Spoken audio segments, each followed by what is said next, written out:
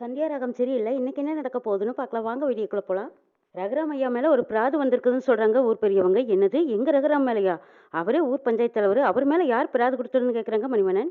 எங்க வீட்டு ஆளுங்க மேல யார் பிராது குடுத்ததுன்னு கேட்குறாங்க. எல்லாம் மகாலிங்க ஐயா தாங்க. அவங்க பொண்ணை நீங்க நிச்சயம் பண்ணிட்டு இந்த வீட்டு பையன் வேற ஒரு பொண்ணை கல்யாணம் பண்ணிக்கிட்டு தான் அவர் பிராது குடுத்துருக்காரு நம்ம ரகுராம் ஐயா மேலங்கிறாங்க. சிவராமனுக்கு சரியான கோவம் வருது. ஏ பார்வதி, உங்க மாமனுக்கு என்ன கிறுக்கு பிடிச்சு போச்சா? சீனு பண்ணின தப்புக்கு அண்ணன் என்ன பண்ணுவாருங்கிறாங்க. அவங்க 2 பேர் பண்ணின தப்புக்கு ரகுராம் என்ன பண்ணுவான்? மாயான்னு ஒரு பொண்ணு இந்த வீட்ல கொஞ்ச நாள் இருந்தா அவ்வளவுதாங்கிறாங்க பாட்டி. மச்சானுக்கு இந்த விஷயம் எதுவுமே தெரியாது. இப்ப நாங்க சொன்னதுக்கு அப்புறம் தான் அவருக்கு தெரியும். நீங்க வேணா மகாலிங்கத்துக்கிட்ட போய் சமாதானம் பண்ணி பேசி பாருங்கன்னு சொல்றாங்க மணிவண்ணன். மகாலிங்க ஐயா தான் உங்க பேர்ல பிராது கொடுத்தே ஆகணும், பஞ்சாயத்துல வந்து எனக்கு பதில் சொல்லி ஆகணும்னு நிக்கிறாருங்க ஐயாங்கிறாங்க. என்ன பேசிட்டு இருக்கிறீங்க? என் புள்ள ஊருக்கே நீதி சொல்றவன், அவன் வந்து பஞ்சாயத்துல நின்று பதில் சொல்லணுமா? அவன் வரமாட்டான், இங்கிருந்து நீங்க போங்க அப்படின்னு சொல்றாங்க பாட்டி. ஆமாம்மா, எங்க அண்ணனெல்லாம் வரமாட்டாங்க, நீங்க போங்கன்னு சொல்றாங்க சிவராமன். ஐயா எப்படிங்க ஐயா, பஞ்சாயத்துன்னு வந்துட்டா எல்லாரும் வந்துதானே ஆகணும்னு கேட்குறாங்க ஊர் பெரியவங்க. எல்லாரும் கொஞ்சம் இருங்க, சட்ட திட்டம்னு வந்துட்டா எல்லாருமே ஊருக்கு முன்னாடி ஒண்ணுதாங்கிறாங்க ரகுராம். அண்ணே நீங்க எதுக்கு போகணும்னு கேட்குறாங்க சிவராமன். ரகு, இங்க பாரு, நீ போக வேண்டாம். ஓடி போனவங்க 2 பேரும் வந்து பஞ்சாயத்துல என்ன பதில் சொல்லுவாங்களோ சொல்லட்டும். நீ போகாதப்பா, நீ போய் யாருக்கு முன்னாடி தலகுனிய வேண்டாங்கிறாங்க பாட்டி. அம்மா, ஊர் பஞ்சாயத்துக்கு முன்னாடி அது எல்லாரும் சம்மந்தம். அது நானா இருந்தாலும் சரி, யாரா இருந்தாலும் சரி, நான் கண்டிப்பா பஞ்சாயத்துக்கு வந்துடுறேன்னு சொல்லி அவங்க வந்தவங்களை அனுப்பி வைக்கிறாங்க ரகுராம். சரிங்க ஐயா, ரொம்ப நல்லது, பஞ்சாயத்துக்கு வந்துருங்கன்னு சொல்லிட்டு பெரியவங்க எல்லாரும் போறாங்க. ஜானகி முதல்ல வந்து தடுத்து பாக்குறாங்க, முறைக்கிறாங்க ரகுராம். இந்த பக்கமா சிவராமனும், அண்ணே நான் லிங்கத்துக்கிட்ட நான் பேசுனேன்னு நீங்க பஞ்சாயத்துக்கெல்லாம் போக வேண்டாங்கிறாங்க சிவராமன். அப்படின்னா அப்ப நான் தப்பு பண்ண மாதிரி ஆயிடாதான்னு கேட்குறாங்க ரகுராம். அதெல்லாம் ஒன்றும் வேண்டாம், பஞ்சாயத்துக்கே போலாங்கிறாங்க. சரி நாங்களும் எல்லாரும் வரோங்கிறாங்க. குடும்பத்து பேர்ல தானே பஞ்சாயத்து இருக்கு, சரி எல்லாருமே போலாம் வாங்கங்கிறாங்க. ஆனா ஒன்று, அங்கே எனக்கு என்ன நடந்தாலும் சரி குடும்பத்துல இருந்து யாரும் எதுவும் பேசக்கூடாதுன்னு சொல்லித்தான் கூட்டிட்டு போறாங்க ரகுராம். ஜானகி தனாவை கூப்பிட்டு போறாங்க. தனா, நீ இங்கேயே இரு, சீனுவும் மாயாவும் ஒருவேளை இங்க வந்துட்டாங்கன்னா உடனே எங்களுக்கு தகவல் சொல்லுங்கிறாங்க.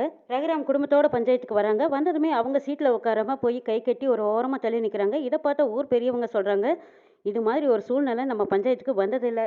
ரகுராம் ஐயா மேலேயே குற்றச்சாட்டு சொல்லிட்டாங்க. ஐயா நீங்க எதுவும் தப்பா நினைச்சுக்க வேண்டாம், என்ன ஏதுன்னு விசாரிக்கிறதுக்கு தான் நாங்க உங்களை கூப்பிட்டோங்கிறாங்க. பஞ்சாயத்தை பொறுத்த வரைக்கும் உங்கள் கடமை என்னவோ அதை நீங்கள் செய்யுங்க. எங்கள் குடும்பத்தோடு நாங்கள் ஊருக்கு முன்னாடி கட்டுப்பட்டு தான் வந்து இங்கே நிற்கிறோங்கிறாங்க ரகுராம். லிங்கம், உன்னோட பிரச்சனை என்ன சொல்லுப்பான்னு கேட்குறாங்க. ஆமாம், இதோ இங்கே நிற்கிறாரு, இவரோட தங்கச்சி பையனுக்கு என் பொண்ணுக்கு நிச்சயதார்த்தம் பண்ணியாச்சு, கல்யாணமும் முடிவு பண்ணியாச்சு, இன்னைக்கு பந்தக்கால் நடுற வரத்துக்கு போயாச்சு.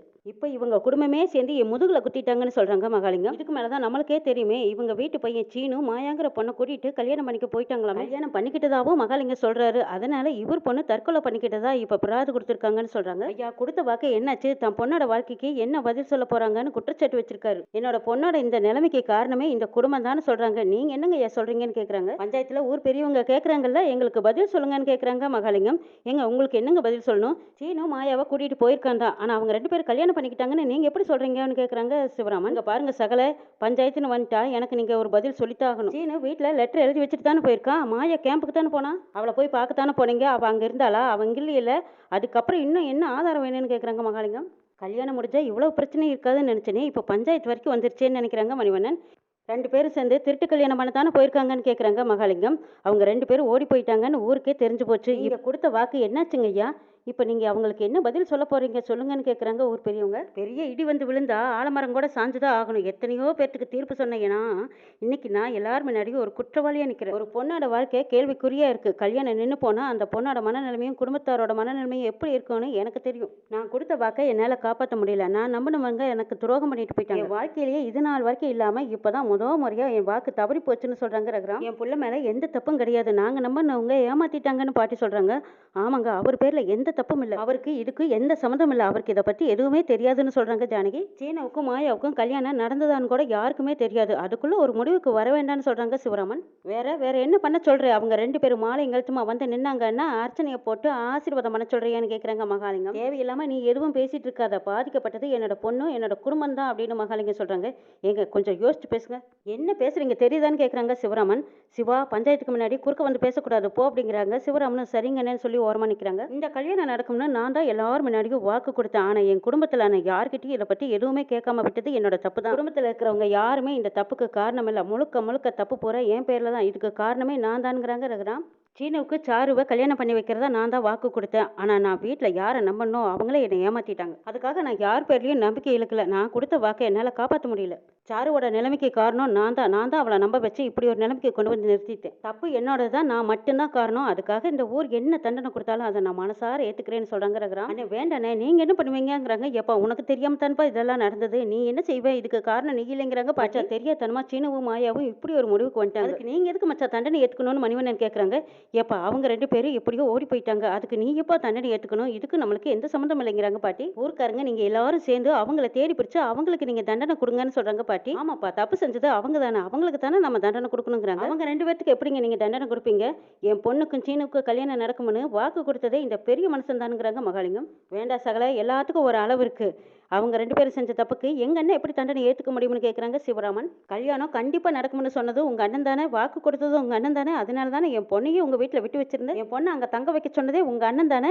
இப்ப பிரச்சனைன்னு வந்ததும் எல்லாரும் ஒண்ணு குடும்பமா ஒண்ணு சேர்ந்துக்கிட்டு என் முதுகுல குத்த பாக்குறீங்களா? ரகுராம் பண்ணின தப்புக்கு கண்டிப்பா இந்த பஞ்சாயத்துக்கு முன்னாடி தண்டனை அனுபவிச்சுதான் ஆகணுங்கிறாங்க மகாலிங்கம். இந்த ஊர்ல இந்த பஞ்சாயத்துல எனக்கு என்ன தண்டனை கொடுத்தாலும் நான் ஏத்துக்கிறேன்னு ரகுராம் சொல்றாங்க. ஐயோ, நீங்க எதுக்குங்க தண்டனை ஏத்துக்கணும்? நீங்க எதுக்கு தண்டனை ஏத்துக்கணும்? நியாயப்படி இதுக்கு காரணமே நான் தான் தண்டனை ஏத்துக்கணுங்கிறாங்க ஜானகி கதறலோட பதறாங்க. யாரையும் குறுக்க பேச வேண்டாம்னு சொல்லுங்கன்னு ரகுராம் பொதுவா சொல்றாங்க. மகாலிங்க குடும்பம் என்னோட வார்த்தையை நம்பினாங்க. இன்னைக்கு அது நடக்காம போச்சு. அதனால என் வார்த்தைக்கு கட்டுப்பட்டவங்க இன்னைக்கு தண்டனை கொடுக்கணும்னு சொல்றாங்க. நான் அந்த தண்டனையை ஏத்துக்கிட்டு தான் ஆகணுங்கிறாங்க ரகுராம். அண்ணே, நான் பெத்த பையன் செஞ்ச தப்புக்கு நீங்க எதுக்கு தண்டனை ஏத்துக்கணும்? அவனை பெத்த பாவத்துக்கு நாங்க தண்டனை ஏத்துக்கிறோங்கிறாங்க பத்மா. பஞ்சாயத்துக்கு முன்னாடி ஜானகி எல்லாத்துக்கிட்டையும் கெஞ்சி கேட்டுக்கிட்டு இருக்காங்க. ஐயா இங்க பாருங்க, இது வரைக்கும் அவர் யாருக்குமே எந்த ஒரு கெடுதலும் நினைச்சதே இல்லை. எல்லாம் நல்லதுதான் நினைச்சிருக்காங்க. சீனு மாயா 2 பேரும் காதலிச்சது என்னமோ உண்மைதான். அதுக்கப்புறம் அவங்களே காதலை விட்டு கொடுத்துட்டு பிரிஞ்சுட்டாங்க. அந்த நம்பிக்கையில தான் நானும் இருந்துட்டேன். இதுக்கெல்லாம் பாவி நான் தான். நான் உண்மை தெரிஞ்சிருந்தோம் அவர்கிட்ட நான் மறைச்சது என்னோட தப்பு தான். அதுக்கான தண்டனையை நான் ஏத்துக்கிறேன். அதுக்கு என்ன தண்டனை கொடுத்தாலும் சரி நான் ஏத்துக்கிறேன்னு சொல்றாங்க ஜானகி.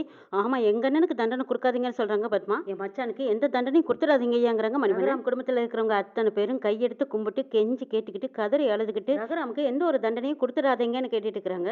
எல்லாரும் கொஞ்சம் அமைதியா இருக்காங்கிறாங்க ரகுராம். நீங்க யாரும் எந்த தப்பும் பண்ணல. நான் ஒருத்தர் மேல முழு நம்பிக்கை வச்சுட்டேன். அவங்க இன்னைக்கு என்னை சபையில கொண்டு வந்து நிறுத்திட்டாங்க. யாரையுமே முழுசா நம்புறது முட்டாள்தனம். என்னோட முட்டாள்தனத்துக்கு நான் தண்டனை அனுபவிச்சு தான் ஆகும். நீங்க மட்டுமா? நாங்களும் தானே உங்களை முழுசா நம்பி ஏமாந்து நிக்கிறோம். இப்ப என்னோட பொண்ணோட வாழ்க்கை கேள்விக்குறியா இருக்கு. இது எல்லாத்துக்கும் காரணமும் பொறுப்பு நீங்க தான். பசங்களை ஒழுங்கா வளர்க்க தெரியல. மூஞ்சியை வச்சுக்கிட்டு என் வீட்டுல வந்து பொண்ணு கேட்க வந்தீங்கன்னு கேக்குறாங்க மகாலிங்கம். வேண்டாம், நீங்க எல்லாம் மீறி பேசுறீங்கன்னு சிவாவுக்கு கோவம் வருது. வாய் மூடுறா, கல்யாணமே இல்லைன்னு ஆகி போச்சு. அதுக்கப்புறம் என்னடா எல்லாம் வேண்டி கிடக்குது. எல்லாம் தப்பு பண்ணவங்க யாரா இருந்தாலும் இந்த பஞ்சாயத்துல தண்டனை கொடுத்தே ஆகணும். அதுதான் அவரே ஒத்துக்கிட்டாரு, தப்பு பண்ணிட்டேன்னு. அந்த தண்டனையை கொடுத்து தான் ஆகணுங்கிறாங்க மகாலிங்கம். முறையா தப்பு பண்ணவனுக்கு இந்த பஞ்சாயத்து என்ன தண்டனை கொடுக்கணுமோ அது எல்லாரும் முன்னாடியே கொடுத்து தான் ஆகணுங்கிறாங்க மகாலிங்கம்.